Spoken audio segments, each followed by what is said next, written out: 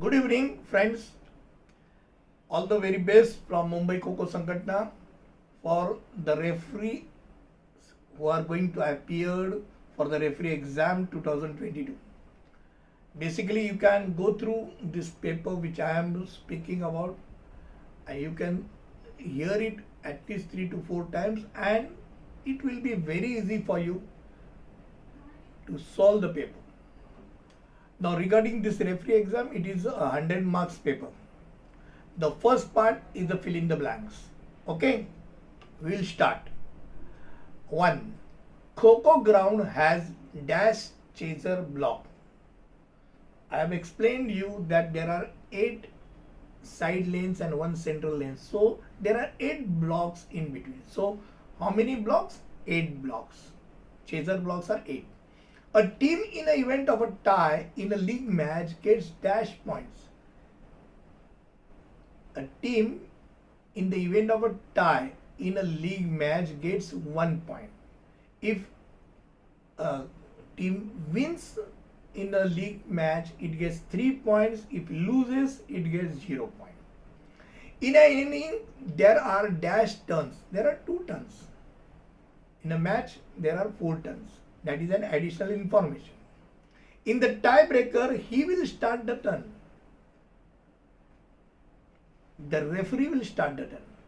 And all other turns, the timekeeper starts the turn. There are dash number of players in a Kho Kho team. There are 15 number of Kho Kho players. Now the rule has changed. So the rule has come for 15 number of players. In a match, there are dash number of officials. There are 6 numbers of officials. 1 is the referee, 2 umpires, 2 scorers, and 1 timekeeper. Between 2 poles lie 1 dash, that is central lane. So 1 is central lane and there are 8 cross lanes. This man who has written many statistical books on game of Kho Kho. There are very few who have written on the Indian game Kho Kho. The book which I have read is a popular book of Yogesh Yadav. Even I have written, and Ramesh Varlikar has written many books. Basically, the statistical books were written by Ramesh Varlikar.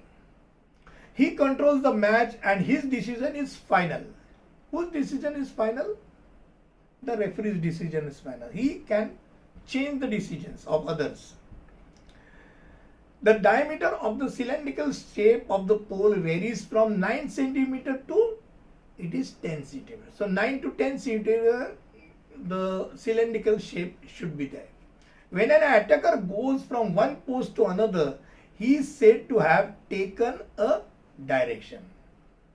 So when he moves his shoulder line and takes a certain direction, he has taken a direction. Then if Kho is not spelled properly, dash is given. So foul is given. Nothing else is given. A foul is given and he has to go back. The attacker has to take the reverse direction. The 8 players who are sitting in the chaser block are called chasers. What else we can call them? He who is actually chasing is dash. He is an attacker. The other fellows are chaser. There is one attacker. Players remaining who are sitting outside in a chasing team are called extras. The other fellows which are sitting outside the arena who are in the team but not playing, there are extras. An attacker who breaks the rule has made a foul. What else he has made? He has made a foul. He has broken the rule. The pole should be dash above the ground. It should be 120 to 125 centimeter above the ground. The area after the pole line is called free zone. That is where an attacker can move his shoulder, he can recede, he can do anything basically. So receding and the shoulder line foul is not there. In all, Between two poles there are dash number of side lanes. We have repeated again that there are 8 number of side lanes. In Kho Kho, the width of a line is dash. It is 3 to 5 centimeters. If a defender loses contact of his dash with the field and goes out, he is said to have gone out of field. If a defender loses contact of his feet, even if he has the body inside and if his feet touches outside, he is out. In Kho Kho, under 14 boys age group is called sub-juniors. The under 18 are called juniors. The seniors are men and women and professionals also. The duties and right of scorer, specifically there are other specification, but one of the specification which is given, I will spell out, to note and check the names and t-shirt numbers. So basically when the game starts, it verifies whether the same chase number are worn by the players.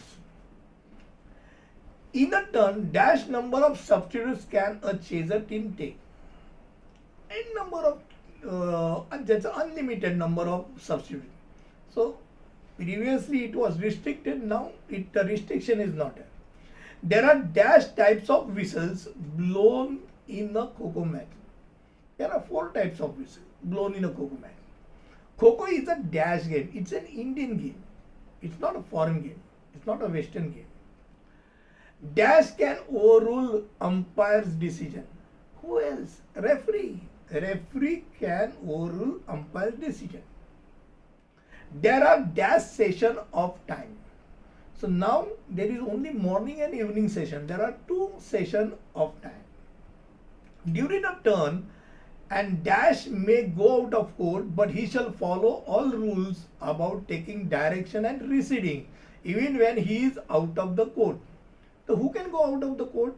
An attacker can go out of the court, but he has to follow these 2 rules. Now we will see what are these were the fill in the blanks. Now we will see the true and false column. So let's see what are the statements which are true and which are false. Utterance of any other word than kho while giving kho is foul. Right? He should say only kho, not kui, ku, not allowed. An attacker while giving kho can say kho after touching the chaser. That's right. He cannot utter kho before touching the chaser. That is important. Through the shoulder of an attacker, the imaginary line drawn is shoulder line. That is right. It is the shoulder line which dictates the direction path. An attacker can turn 90 degrees to the direction taken for putting out a defender. Once he has taken a direction, he can take the advantage of 90 degrees. So in all, he can move his shoulder line to 180 degrees, but for the direction taken, he can move till 90 degrees. That is right statement. While moving forward, if an attacker comes back in the area of the distance he has already covered in the ground, he is receding. Yes, absolutely is receding. So it is a receding form. There are 4 officials in a match. Wrong. There are 6 officials in the match. Keep it in the mind. Attacker should give kho after getting 3rd defender out of a batch. Right? An attacker cannot, after getting the 3rd player in a batch, he cannot go and straight away start the attack on the new incoming batch. He has to give a kho.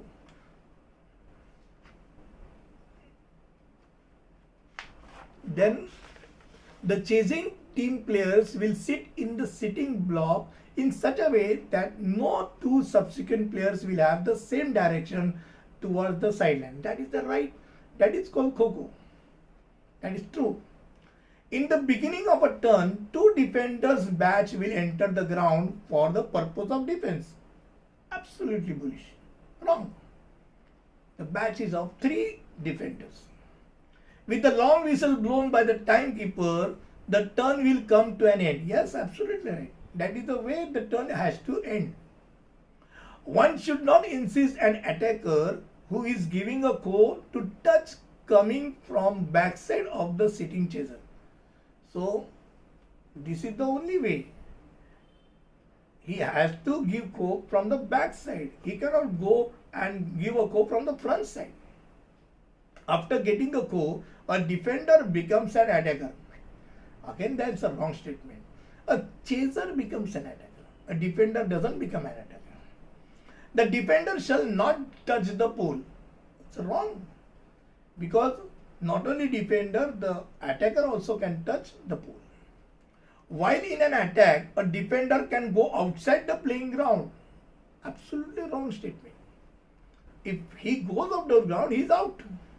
An attacker can go out of the ground. While the attack is in action, the defender should sit in such a way in the square that it should not obstruct an attacker. Right? That is the right way. The defender should touch the chasers while defense. Wrong? He will be given the card, or he will be asked that not to touch the attacker, the chasers. For grave incidents, the referee can show red card to any player. Yes, it is his right to give the red card. When a defender gets a red card, he is given out after the end of his team's defense term. Absolutely bullshit. As soon as he is given the red card, he is thrown out of that match. So he is out, immediately out. The charm of watching Kho Kho lies in the exciting dives dived by an attacker. Yes, that is the game of Kho Kho. The chasing game. It's an attacking game. Catching defender by tap is not a skill in Kho Kho. It is a skill. Tap is a skill. The chaser can deceive a batsman saying, we will chase the inner one and go out and attack the player standing outside. Yes, that is called sudden attack. So it is a right statement. Blocking is sportsmanship in the game of Kho Kho. How come? It is not sportsmanship. An attacker can start the match from anywhere of the free zone. Yes, from free zone, from any end he can start the match. If a timekeeper sees that the defender is out, he also can blow the whistle and can give defender out. Absolutely wrong. The timekeeper's business is to start and end the turn. Nothing doing more than that. For a chasing team, substitution is allowed anytime during the turn. Absolutely right. A substitution is allowed anytime during the turn. Now, we will see the part wherein whether these actions are misbehavior or not. Whether we can say it's misbehavior or not. 1. Acting improperly with the official deputed on ground. Absolutely misbehavior. To react to any decision given by the official in such a way that it will affect the decisions of the official. Again, it's a misbehavior. To make faces over decision given by the match official. This is called the misbehavior. To touch selected chasers while defending. You cannot touch the players, chasers. It is a misbehavior. To greet the opponents.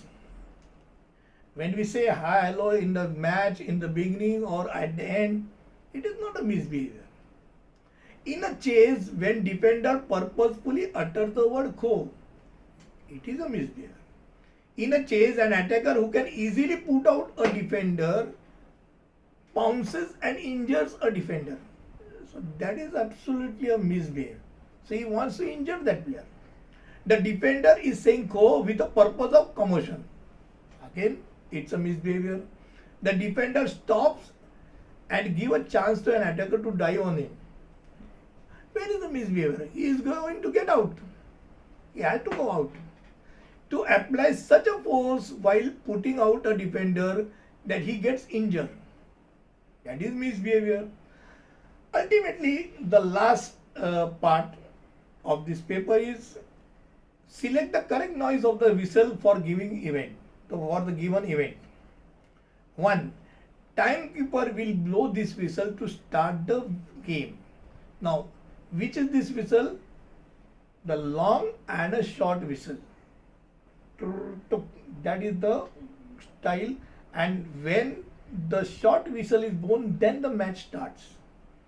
Defender is out. That is a short, single short whistle. That is out.